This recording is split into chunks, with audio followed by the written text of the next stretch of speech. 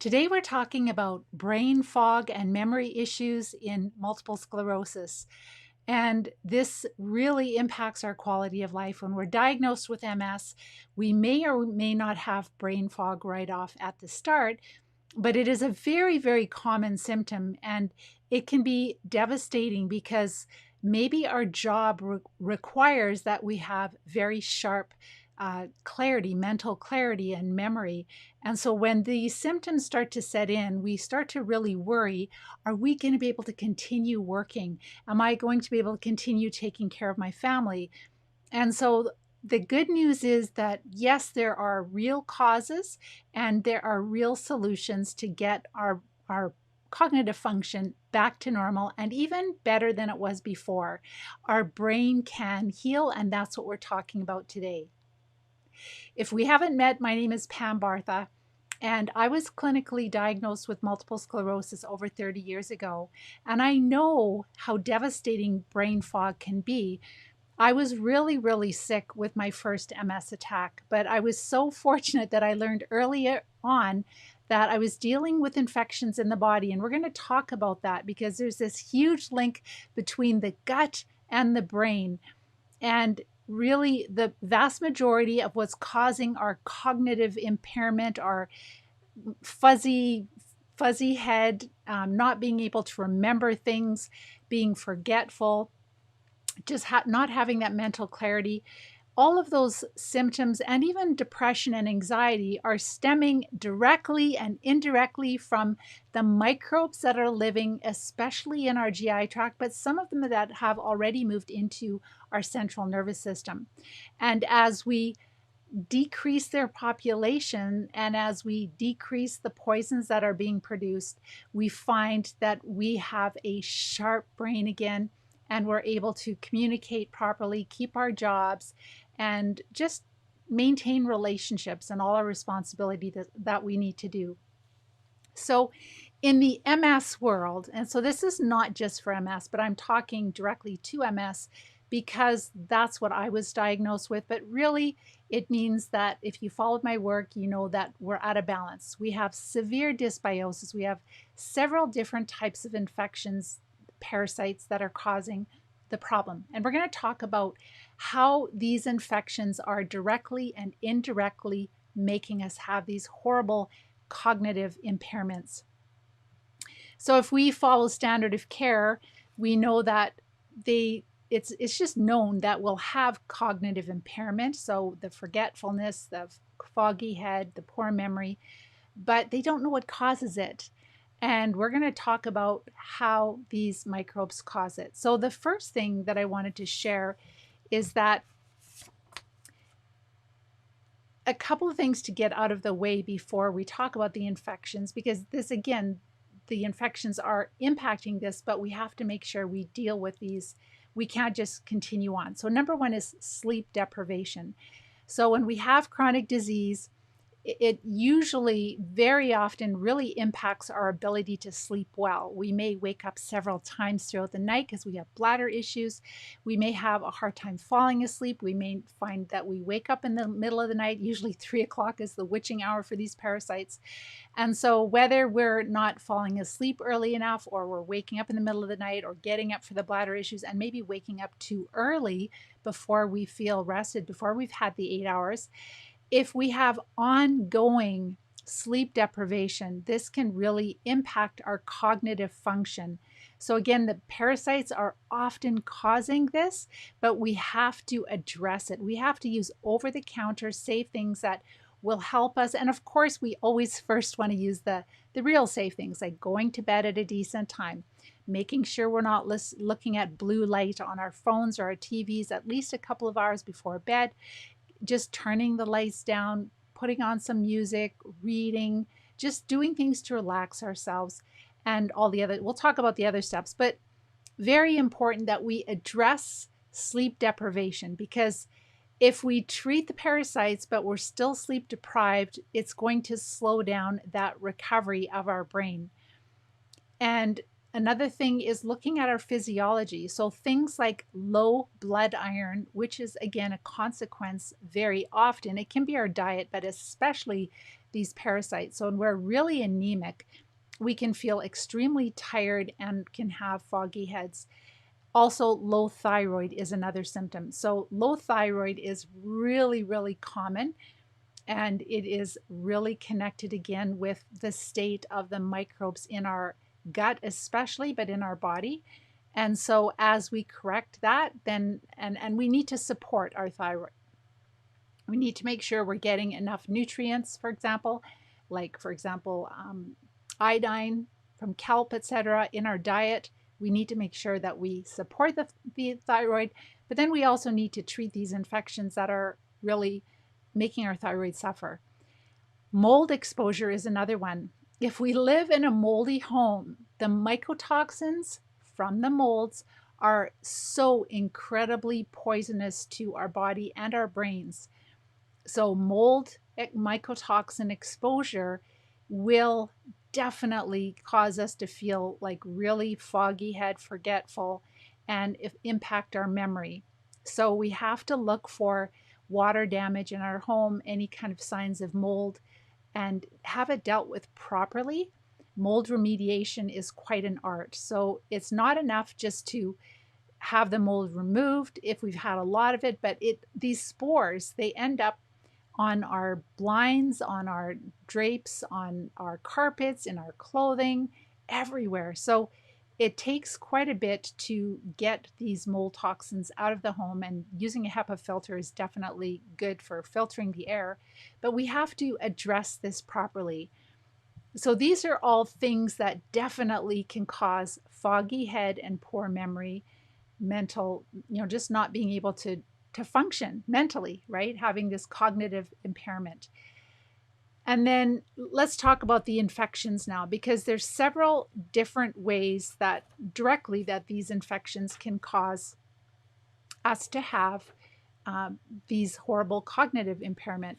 Number one, as our immune system fights these different types of parasites and fungi and bacteria, the disease causing microbes, we're out of balance. There are different immune molecules that are produced, and it's this whole inflammatory response. And we know that whenever we have chronic diseases, our doctors say, yes, you've got a lot of inflammation.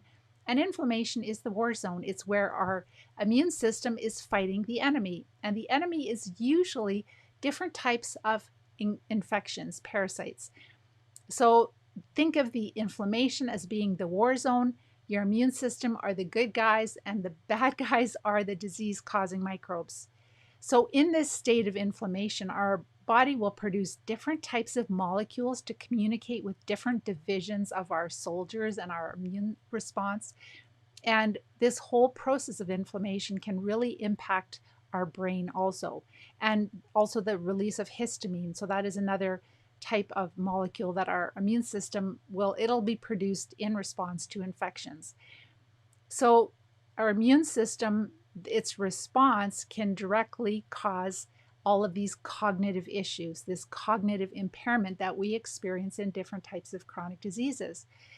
But then these infections can directly produce poisons themselves. So I'll just talk about a couple, but if we talk about Candida, which is just one type of fungi, or it's a yeast, it's a type of fungus that can become overgrown in our body, because I talk in my masterclass the reasons of that.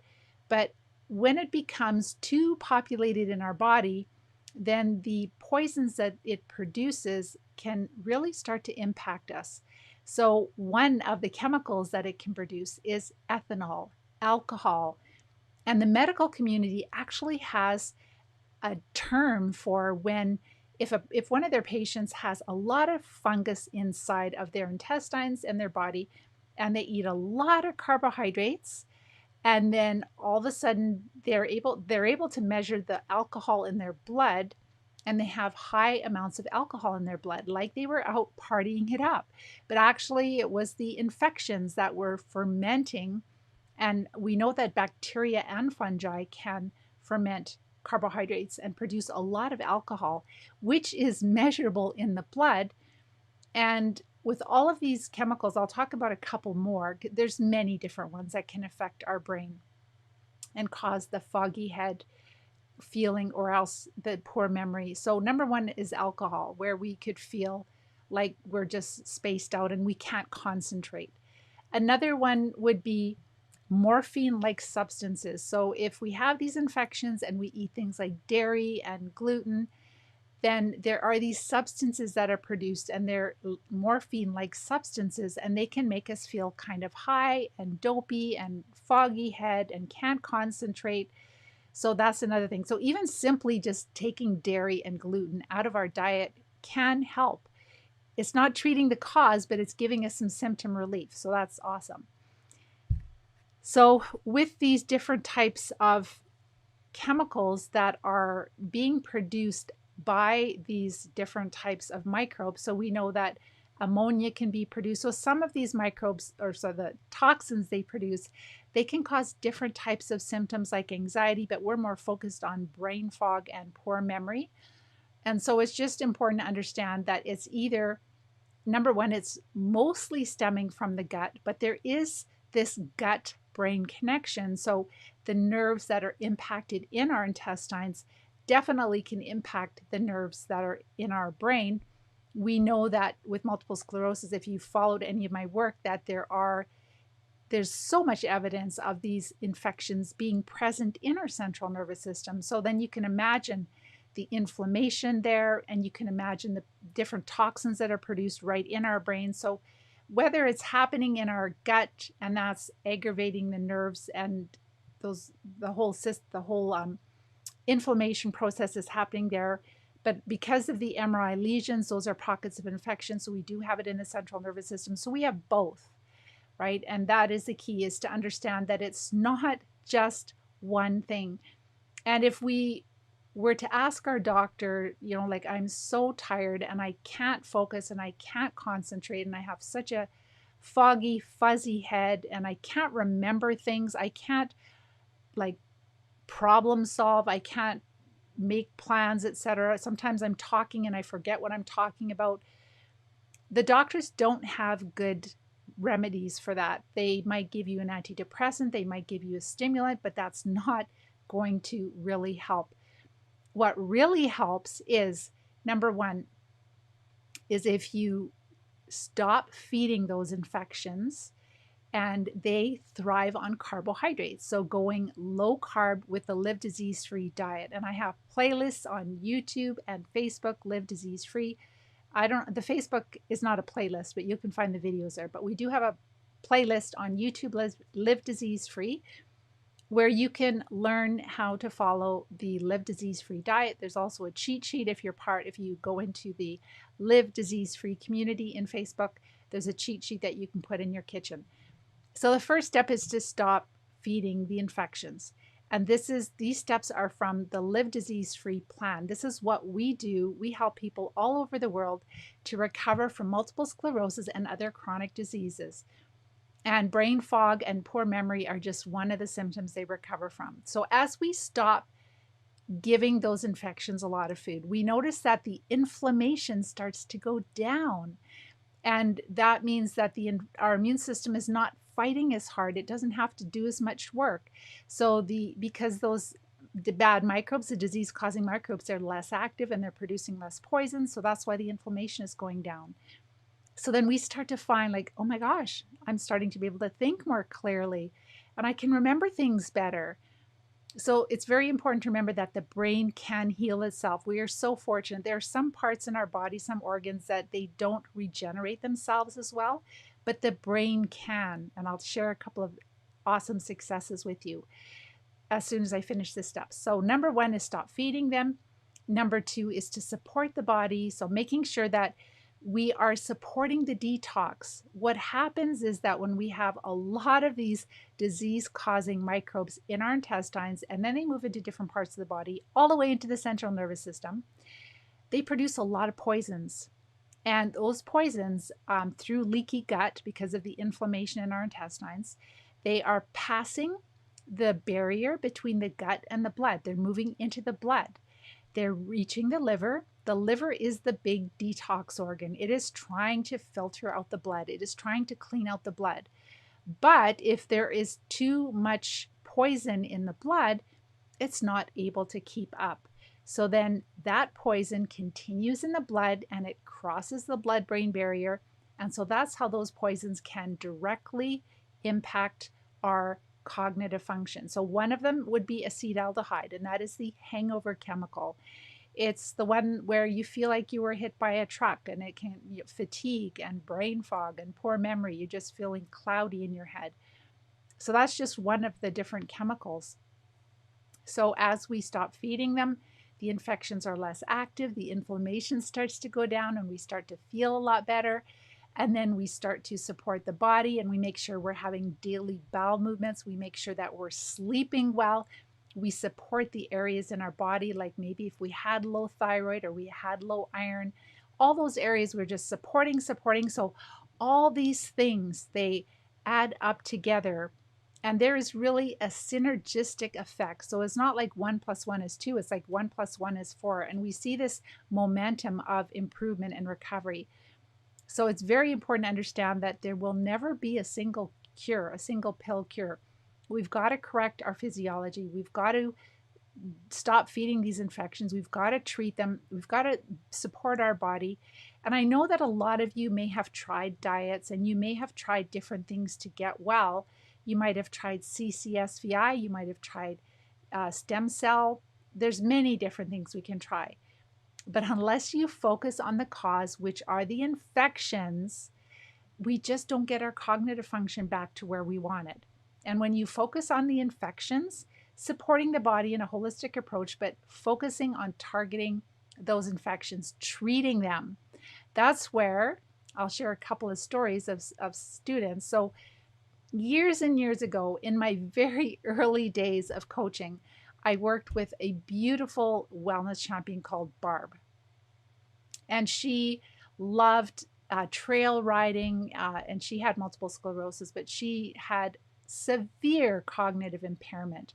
She was actually seeing a specialist, and he would regularly see her and test her and monitor her decline.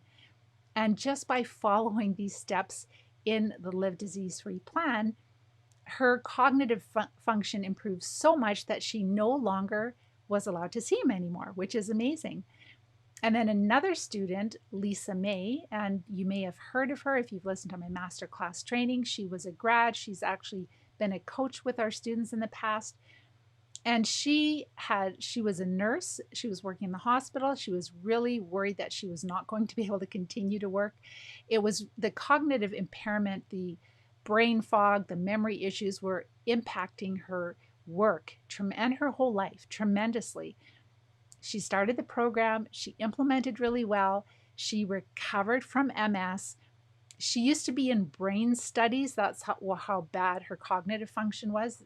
And she no longer qualified to be in those brain studies because her cognitive function improved so much that she was actually above normal. And she always shares her story about that. And I just have tears in my eyes. So she not only beat MS, she got her brain back. She's back working in the hospital. She's in a management position. And she also corrected her infertility. So there's lots of added benefits when we correct these different infections that are causing the MS and other chronic diseases.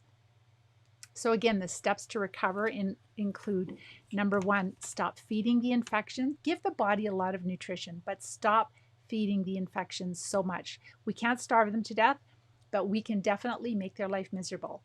The next step is to support the body. Again, sleeping and having daily bowel movements and supporting our physiology and cleaning up our environment. There's a checklist that we have in the Live Disease-Free plan. And then we are getting ready to treat. So the students have already noticed significant improvements in energy and mental clarity and just mood, and bladder issues are better, and they notice neurological symptoms have improved. They're still sick, but they've noticed pretty significant improvements. That's when they're ready to start treating. And what they do is they'll start with herbs as they are building their plan, and then they will be making a plan through various different things that they're working with practitioners and being energy tested, etc. And they are building a plan which includes parasite drugs, herbs, oxidizing agents, and of course, the prep phase they went through, the diet and supporting the body. And when they're doing all of that, this is where they get their cognitive function back better than they have for years. Because those of us that are diagnosed with multiple sclerosis, we've had these infections in us for years and we didn't know it.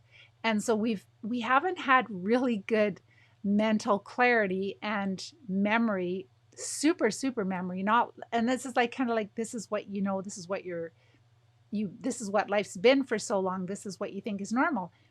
But then when you actually get it back, you're like, whoa, I never thought that I could think this clearly. I never thought that I could, perform this well at work, in school, wherever it is, taking care of your family. And that is so exciting. And again, the brain can heal itself. We have to take away the inflammation that's occurring in the brain, in the central nervous system, in our gut. We have to get rid of the poisons that these infections are producing.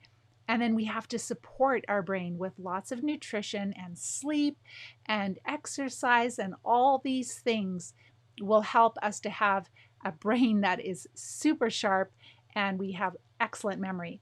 So I'm just going to go to your questions. If you have any questions, I'll see if there's a couple of questions I'll answer here. Hello, Maurice. Hi, Serapha. I'm excited to support you. Hi, Alexander. Good to see you. Hi, Terry. Hi, Michael. You were diagnosed with inappropriate sinus tachycardia. Cardiologist said it's multiple sclerosis related. So I don't know if you have MS, Michael.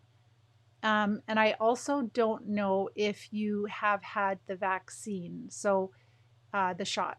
What you need to do is just, if you're not happy, I don't know when this started for you, but if you're not happy with what your doctor told you, then you can reach out to other doctors.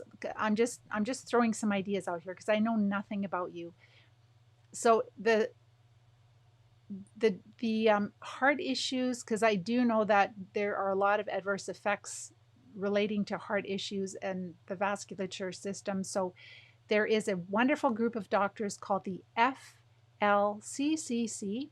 You can reach out to them, FLCCC. I think they're .net or .com.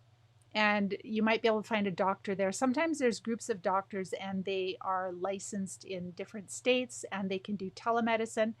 But look into that. I don't even know if you've been vaccinated or not.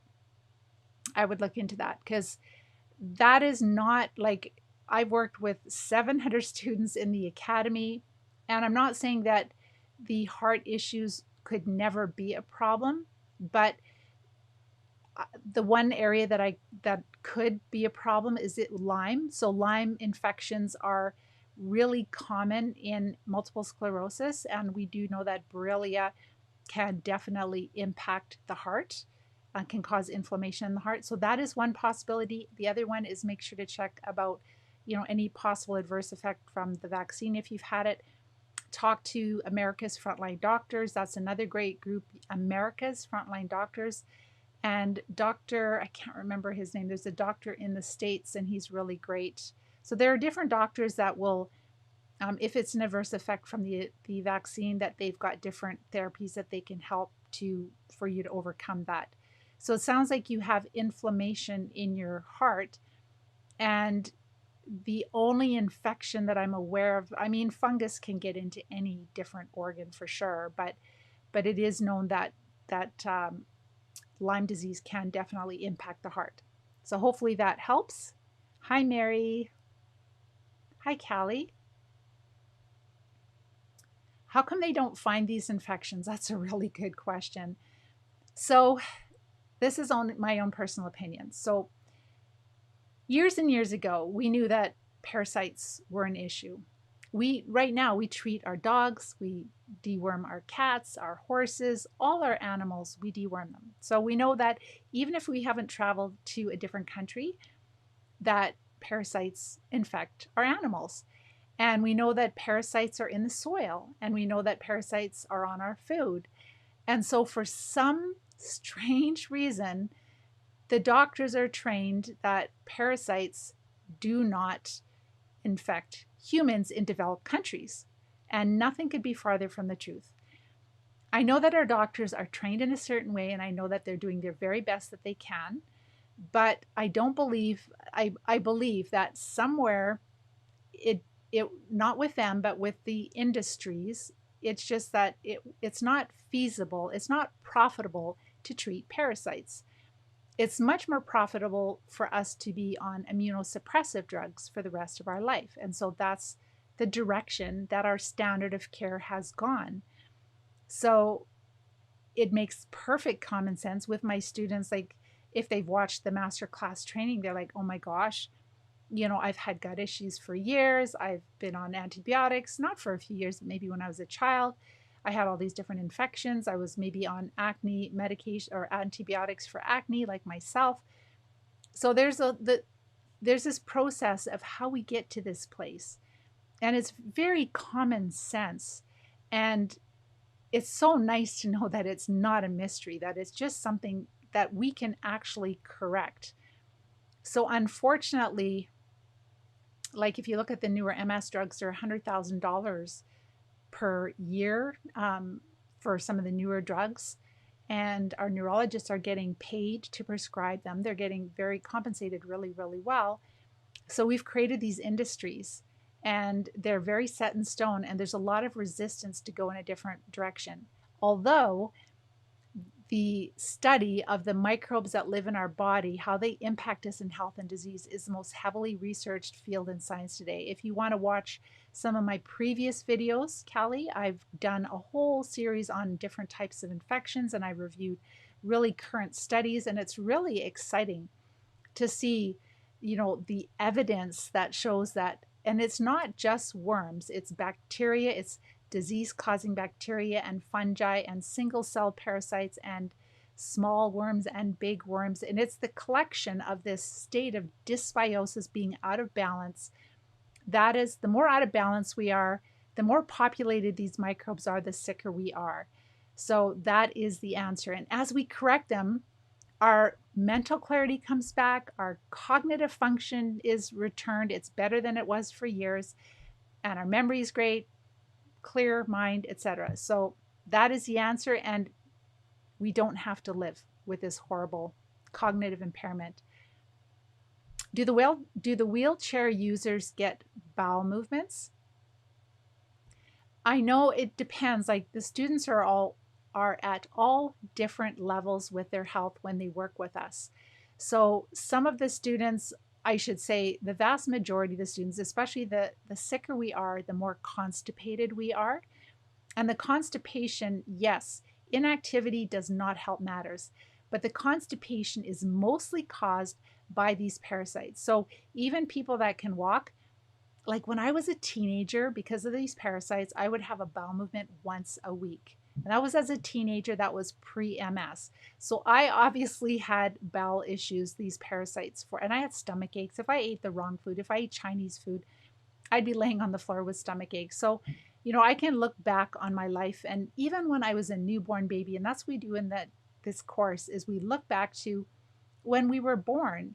And for myself, like, I was colicky. That's another sign of dysbiosis in the gut. I was sensitive. This was back in a long time ago, in the early 60s, and my mom bought garbage pablum, which now we wouldn't really use as much, really processed pablum. And when she would give me the gluten pablum, I had terrible crying colic. So she had to give me rice because I could not tolerate gluten as a baby already. So there's all these little clues that as you start to go down this road and you start to learn, you're like, oh, wow, for me, it happened already at this age, or I can go back to this age. And that's what we do in lesson 2, is really looking at our health history, the health history of our parents, to really understand why we got sick. So as far as the wheelchair, if you're in a wheelchair and you're not being able to have a bowel movement, yes, you should be able to have a bowel movement, but we have to take fairly strong. So we use like an ozonated magnesium, and then sometimes mixing that with a blend of herbs. So whatever works to get things going. But as we treat the infections, then people, their bowels are better than they've been for most of their life, if not all of their life. And we have had people coming out of wheelchairs that have been in wheelchairs for years. I can never promise it, but these people are so determined. And as soon as they are like, maybe for the people that have had MS for closer to 30 years and they've been quite disabled, not being able to walk for quite a few years, maybe by treatment cycle number 12, like 11, 12, they're able to start to take steps again, which is crazy. And they have to build back muscle mass for sure. The exciting thing is that for MS, we know that there is so much more recovery that we can get back that we did not know was possible. Okay, a couple more questions here and then I'm going to go. Hello. Hi, Callie.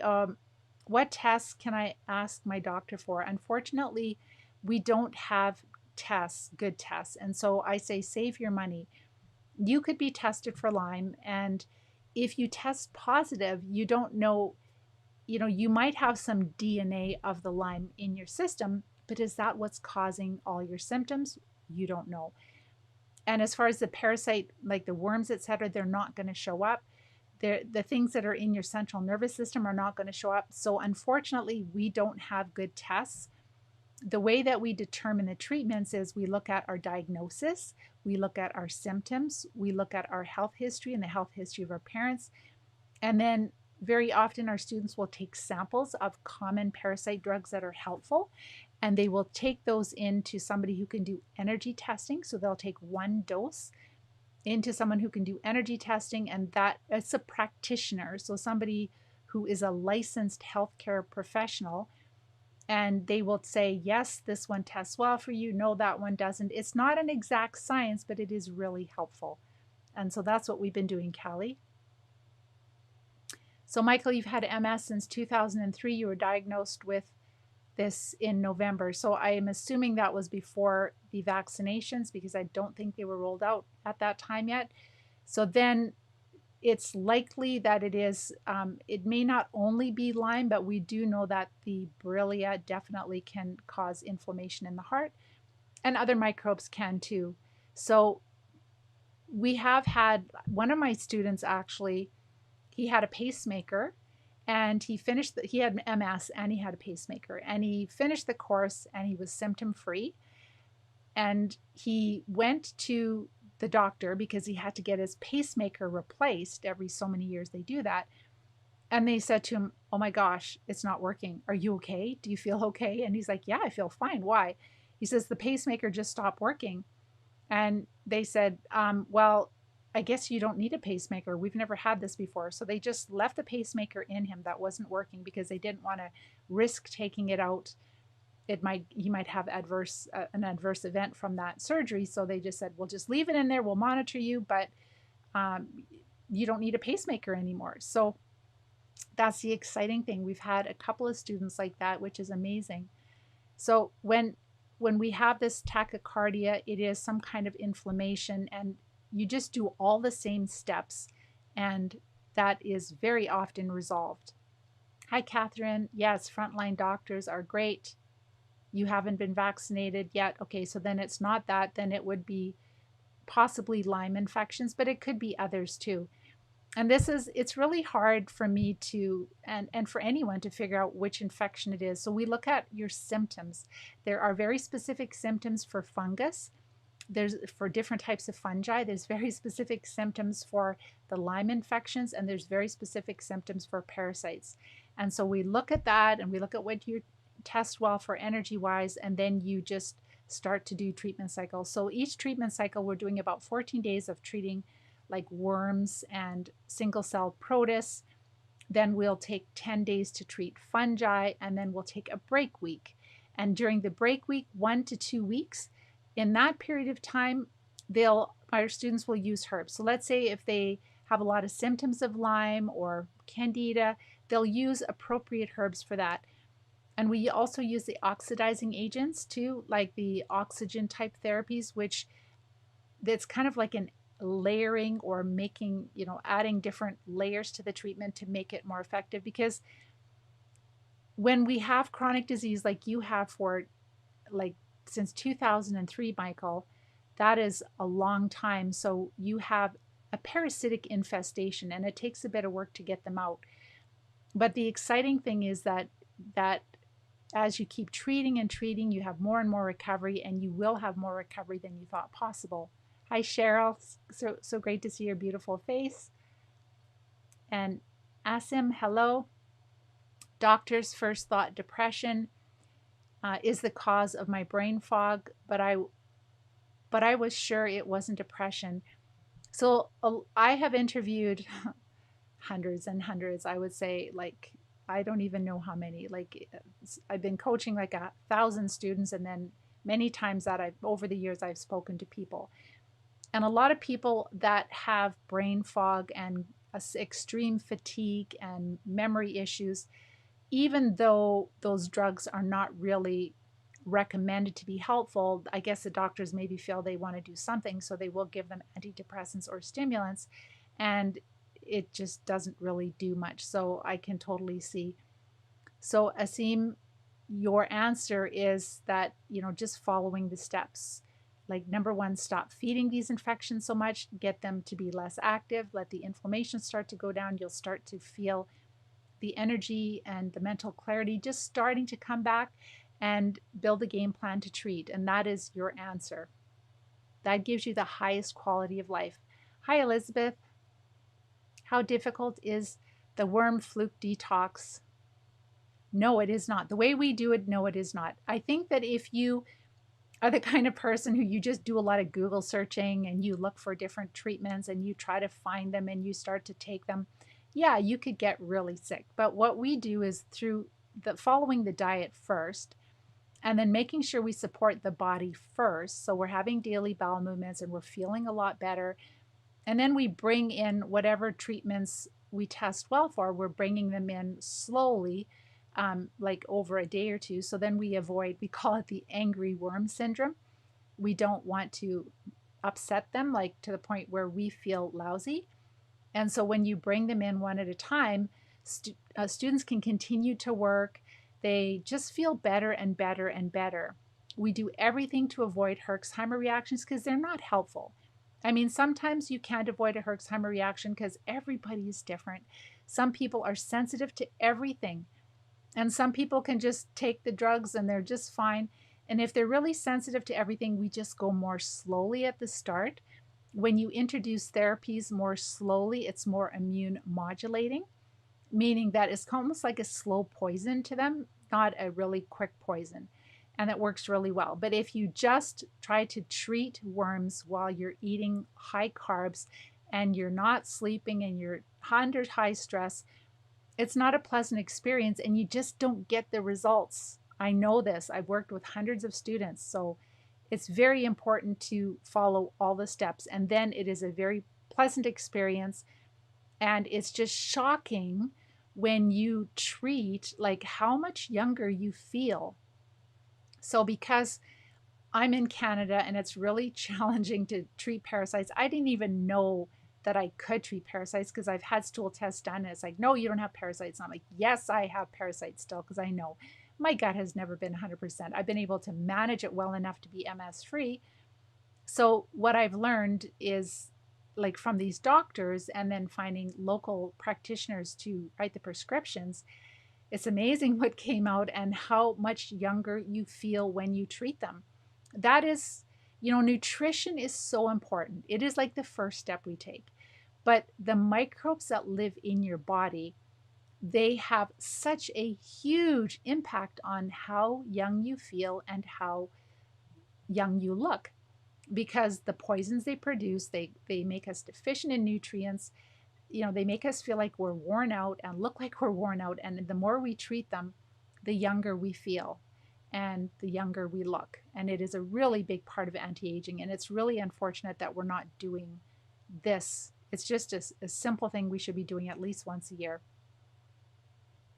Yes, the frontline doctors. And I think they're America's frontline doctors. There's a bunch of different groups of really amazing doctors. Mariani, Maria, no, it is not. Mars Lariane, sorry, is the worm. Oh, I got that one. Perfect. After I find beautiful name, I've never heard it before.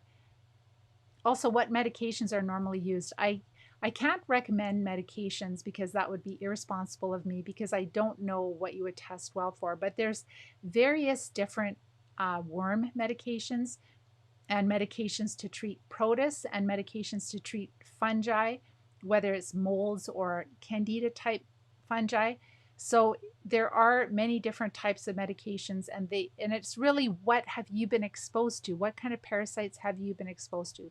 Yes, can infections hide in cysts? Callie's asking. I believe that cysts are the body's way of encapsulating or containing infection. So that's what they are. And yes, should we get our dental work dealt with in tackling hidden? No, that's part of the process. So number one, we don't do a lot of for hidden dental infections. It depends on the person. If they're really sick and weak and they've been quite disabled, then we start with the prep phase, the diet, and start supporting the body. We might do a treatment or two of parasites. Of course, if it's an acute dental infection, that should be dealt with for sure. But our students do have a lot of hidden dental infections, whether it's from a root canal or several root canals. It could be from where teeth were removed and little pockets, cavitations occur where infections sit. We can have just decay and infection moving into our jaw. And it is just shocking how that impacts our ability to recover. So yes, hidden dental infections are part of the recovery. Hi, Rob. So with that, I think I'm going to stop here. But I just wanted you to know that if you are dealing with cognitive impairment, you're dealing with horrible forgetfulness, poor memory, foggy head, just having a hard time concentrating, having a hard time doing the important tasks that you need to do, there is hope for you. You have to treat the cause. You have to treat the infections using a holistic approach, and you have to support the body for sure. And we do that through the Live Disease Free plan. So if you're new to my work, then watch my videos on YouTube and Facebook, Live Disease Free. If this makes sense to you and you're like, oh my gosh, it makes total sense, these parasites, then what you would do is you would go to watch my masterclass training, how to recover from multiple sclerosis and other chronic diseases, and you can actually become a wellness champion and treat these infections. So until next time, take care and bye-bye for now.